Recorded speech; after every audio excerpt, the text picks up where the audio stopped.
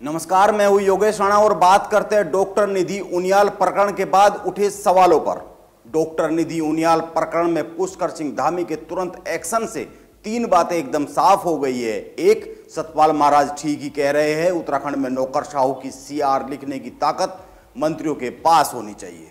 दूसरी बात, पुष्कर सिंह धामी ने तत्काल प्रभाव से डॉक्टर निधि उनियाल का तबादला निरस्त कर दिया और पूरे प्रकरण की जांच के लिए एक कमेटी भी बनाने का निर्देश जारी कर दिया।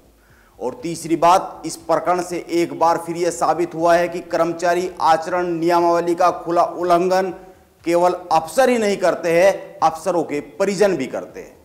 पुष्कर सिंह धामी का एक्शन और एक्शन के बाद की जो बातें हैं वो सब ठीक है, लेकिन ध्यान में और भी कुछ बातें रखनी चाहिए। जैसे पहली बात, धामी ने तुरंत एक्शन किया, बहुत अच्छी बात है, लेकिन जो जांच कमेटी बनाई है उसकी रिपोर्ट समय पर आए और उस पर भी एक्शन होना चाहिए और उस एक्शन की जानकारी उत्तराखंड की जनता तक पहुंचनी चाहिए, उसकी रिपोर्ट भी उत्तराखंड की जनता तक पहुंचनी चाहिए। और दूसरी बात, अफसरों की सीआर लिखने की शक्ति मंत्रियों को दी जानी चाहिए, यह एक सही बात है, लेकिन मंत्रियों की जवाबदेही कैसे तय होगी इस पर तो कोई बात ही नहीं हो रही है, क्योंकि जो आचरण पंकज पांडे करते हुए पाए गए हैं वो तो हर मंत्री करते हुए देखे जाते हैं। आइए बात को समझते हैं। हर अफसर और मंत्री को प्रोटोकॉल के तहत सरकारी संस्थान और सरकारी लोग मुहैया कराए जाते हैं।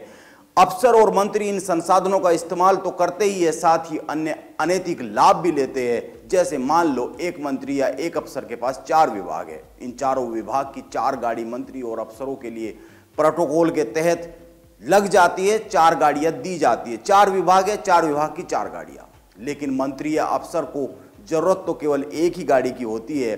फिर बाकी 3 गाड़ियों का क्या होता है? या तो मंत्री या अफसर के चाटोकार इस्तेमाल करते हैं या फिर घर के लोग।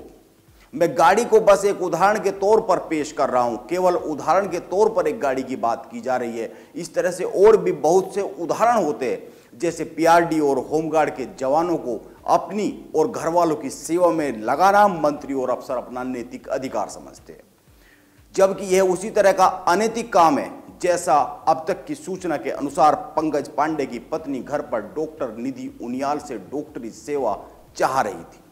वो अस्पताल में भी जा सकती थी और अस्पताल में ही उनको जाना चाहिए था।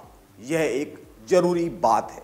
वैसे तो जांच के बाद ही पूरी बात पता चल पाएगी, लेकिन जैसा कि दिख रहा है यह कर्मचारी आचरण नियमावली का सीधा सीधा उल्लंघन है। एक और बात, इस तरह के आचरण को 2 तरीके से रोका जा सकता है। एक, सख्ती के साथ, कठोर नियमों के साथ रोकना चाहिए जैसा कि सतपाल महाराज बात कर रहे हैं, और दूसरा तरीका है इस तरह की घटनाओं को, इस तरह के आचरण को रोकने के लिए नैतिकता। यह ध्यान में रखना चाहिए कि सख्ती बाहरी तरीका है और नैतिकता भीतरी। मैं एक बात और कहना चाहूंगा, इस पूरे प्रकरण में एक बात पर कम ही चर्चा हो रही है और वो यह कि दून अस्पताल के प्रशासकों ने निधि उनियाल को सचिव साहब की पत्नी से माफी मांगने के लिए कैसे कह दिया।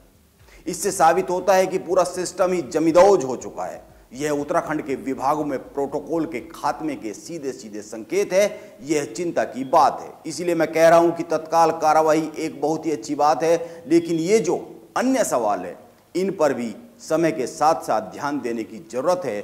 उत्तराखंड में बहुत सारी जो प्रोटोकॉल की बातें हैं, जो सीधे प्रोटोकॉल से जुड़े हुए सवाल है और जो कर्मचारी नियमावली से जुड़े हुए सवाल है और जो जवाबदेही से जुड़े हुए सवाल है, उनके उत्तर जरूर आने चाहिए और पुष्कर सिंह धामी को इस पर जरूर काम करना चाहिए। नमस्कार, आप बने रहे मेरे साथ।